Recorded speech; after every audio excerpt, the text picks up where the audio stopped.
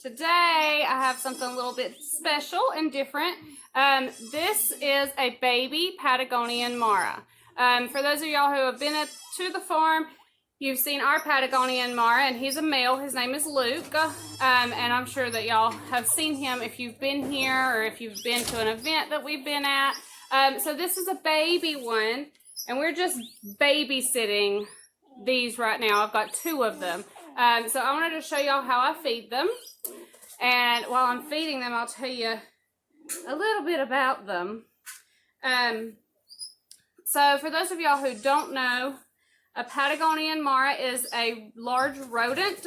They come from South America, and they are the third largest rodent in the world.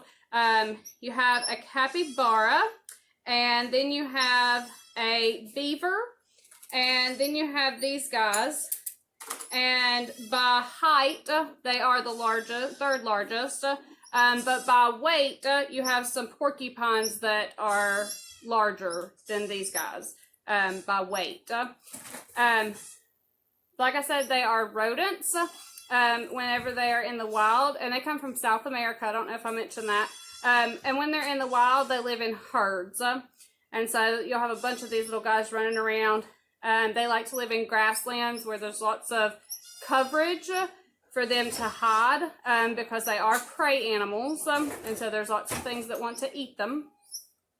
These guys, of course, are really small, but they get pretty large, up to 35 pounds, or 25 to 30 pounds. And the females are actually larger than the males. So I'm going to put this down for just a minute and grab the other one. This one's done eating. Okay, so this is the other one, and this one's a little bit more aggressive when it comes to eating. Gets pretty excited. So like I was saying, in the wild, they live in herds. They have 1 to 2 babies at a time. And when they're in the wild, they are monogamous. And for those of you little ones that don't know what that means that they only have one partner. Kind of like a husband and wife. And so once they have that one partner, they don't stray away to other partners. They are life partners once they find that one. And so then in the captivity side, they're not like that. They breed with, you know, what they're put with. But they only have 1 to 2 babies at a time. This time, this mama had 2 little boys. So both of these are male.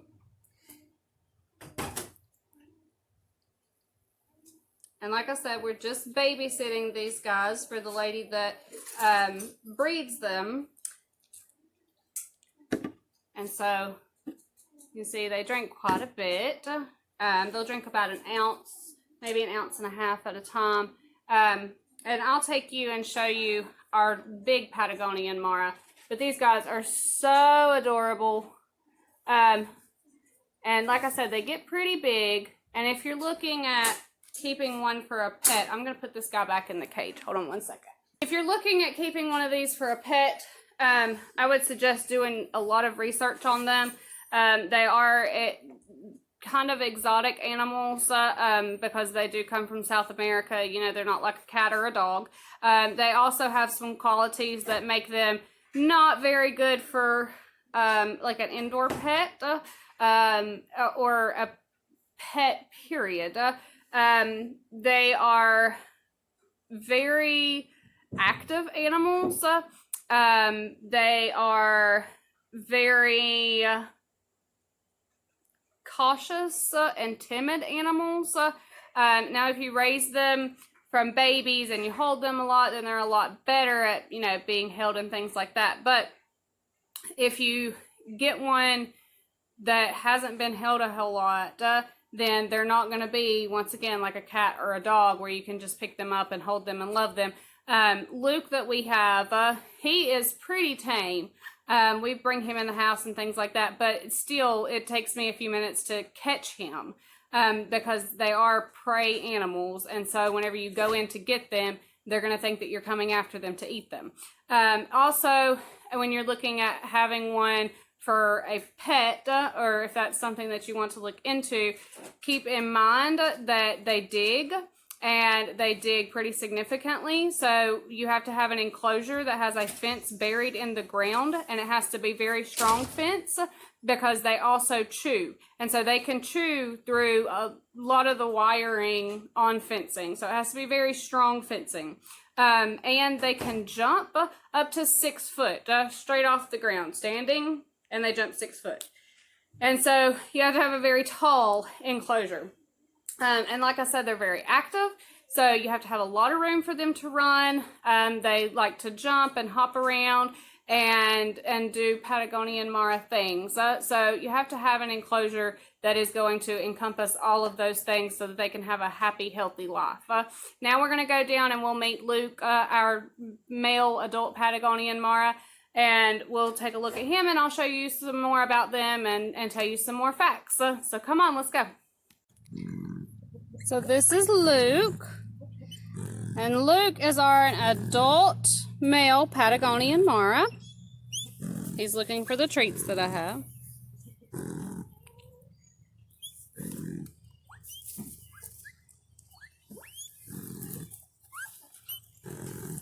So you'll hear his little squeaking sounds, and you might have heard the babies making their little squeaking sounds too. Squeaking sounds are happy sounds. Whenever they're scared, they chatter their teeth really quickly, and it almost sounds like a rattlesnake, and that's their way to ward off predators. We've had Luke for almost 2 years. We love him very much. I'll share some pictures and things of Luke whenever we first got him, and him doing his little thing. He goes to events with us. He's available for birthday parties and things like that. He's been to churches for Bible school. Like I said before, he's very tame, almost like a dog or a cat, but also he's very cautious and timid about certain things and certain movements. See there, he's backing away from me. He says, "Don't cover up my face. I don't like that." So certain things he's not okay with, and that's not blood on my hand. By the way, that is a marker. I've been helping the girls clean their rooms today and got a little bit of marker on me. So Patagonian Maras are really cool pets. They're most closely related to the guinea pig. They're also called cavies or cavies. However, if you Google cavy, which is C-A-V-Y, if you Google that, you're going to come up with guinea pigs because they're the same family. So they're basically like a really huge guinea pig. But whenever I go out, I get lots of guesses because Luke goes out with me a lot of places, just on my daily routine, going to the feed store or PetSmart or anywhere that he can go with me. I take him with me, and I get lots of guesses on what he is. We've heard chupacabra, wombat, wallaby, kangaroo. I've even heard that he looks like a miniature donkey. I don't know how you would get that, but we have heard twice, is he a miniature donkey? I've also heard nutria-rat before, which are the rodents that live like in the swamp. But he is none of those things. He is a Patagonian Mara who really likes treats.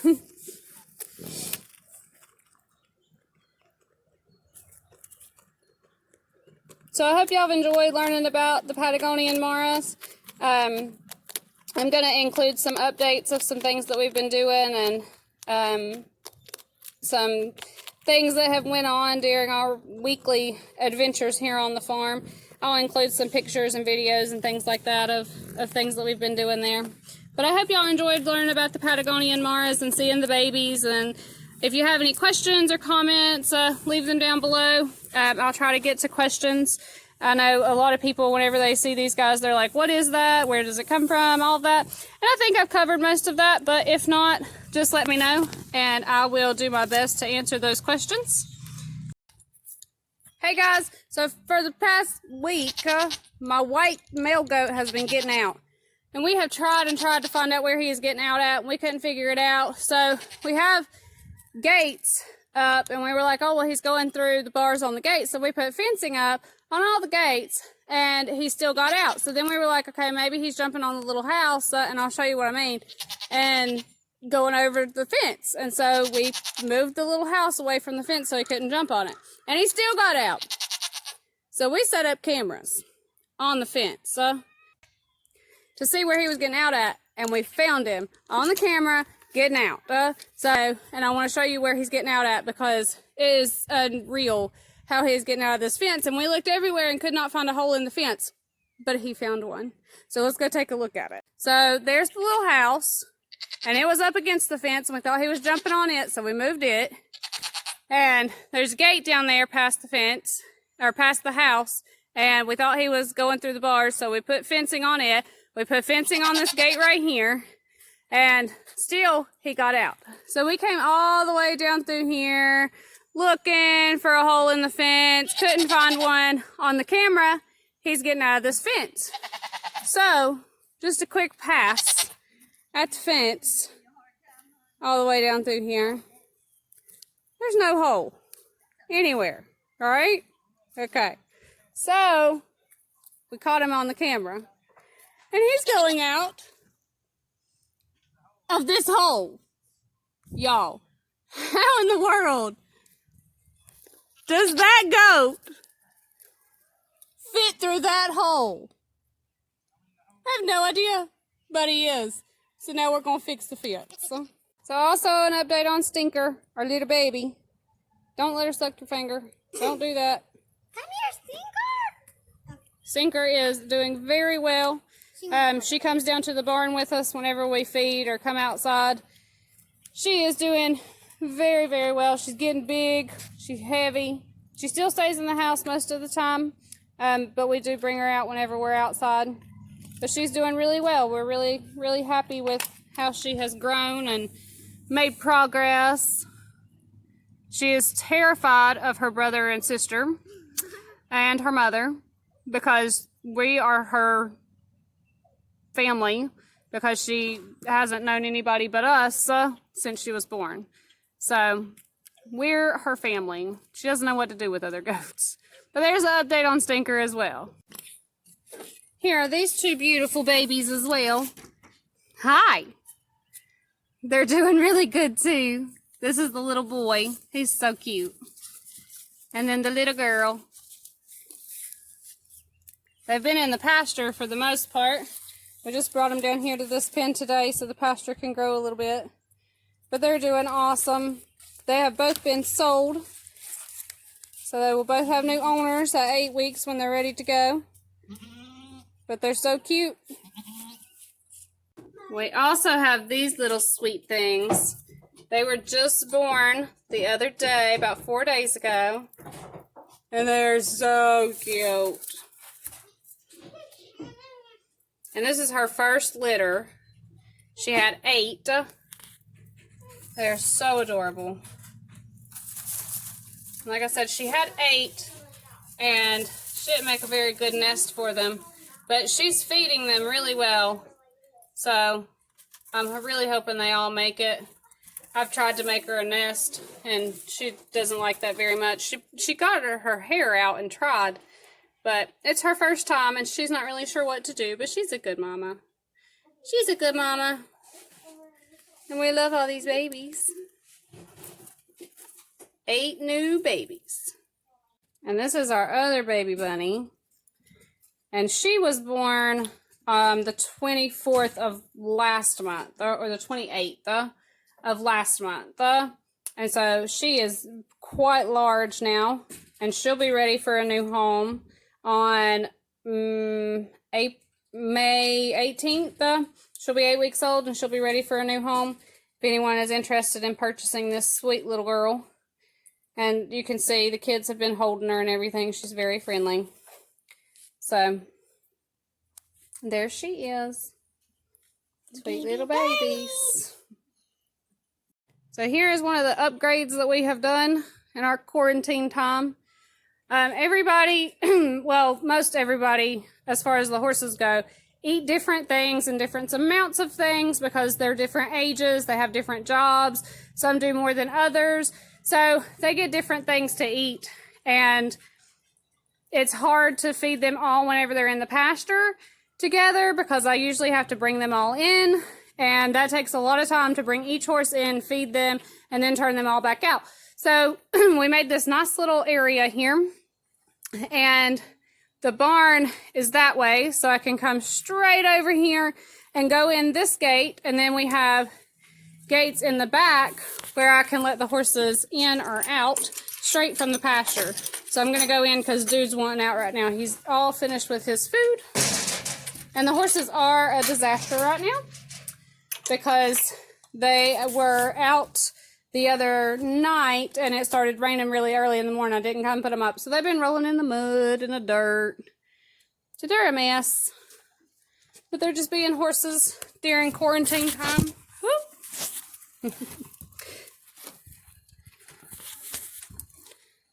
So I open the gate. And then Dude can go straight back out to the pasture sometimes. Dude really likes his stall for some reason. We're going to go in and kind of make him go out. Go on. There he goes. He can go straight down to the pasture. So that makes life a lot easier.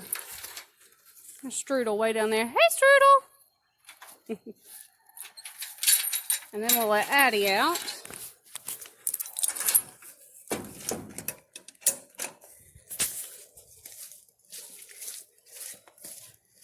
In the evenings, Dude and Addie get more of an amount than Foxy and Strudel.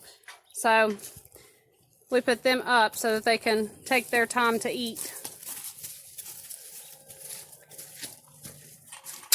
And now everyone's out in the pasture.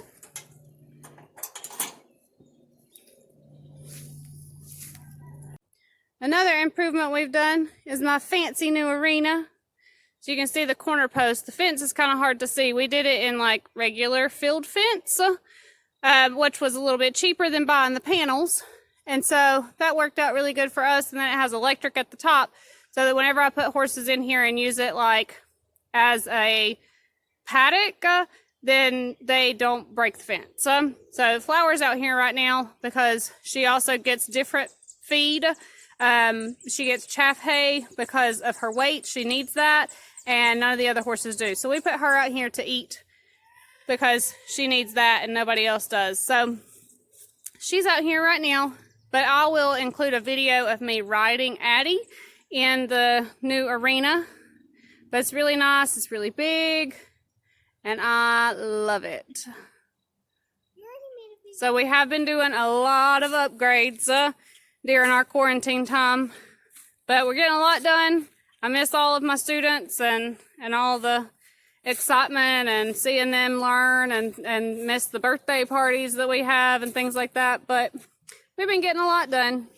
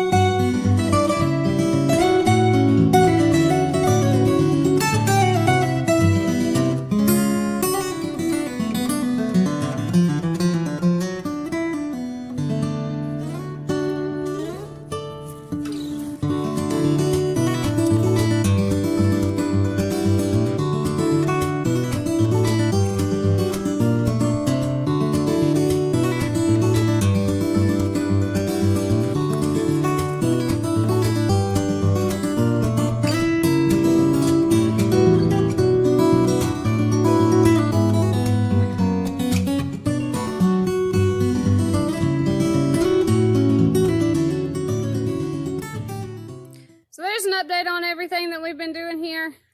Like I said, I really miss my students, miss my teaching. But we're getting a lot done on this quarantine time. It's no fun to stay at home. But thankfully with the farm, we have a lot to do and we never run out of things to do at the farm or at home. We've been doing some home upgrades too and getting my bathroom and my bedroom redone and things like that, and getting the girls' rooms cleaned out and moved around. So we're making the most of this quarantine. I hope everybody else is. I hope y'all are all doing well and no one's got this icky, terrible virus. So, but y'all stay well. Wait. Keep inside. Well, keep at home. Don't stay inside. Go outside. But stay at home. Don't get this mess. Don't spread it. Stay at home as much as you can, because we want this mess to go away as soon as possible. I want my students back. My horses need to work. And I want to share all of this new stuff with my students. And so I need them to come back. So there's everything that we've been doing. If you have any questions about anything that we've shown today, just let me know. I'll answer them down in the comments, or you can private message me, either way. And y'all have a good one. Remember to like the videos, subscribe. I need more subscribers. And we'll see y'all next time.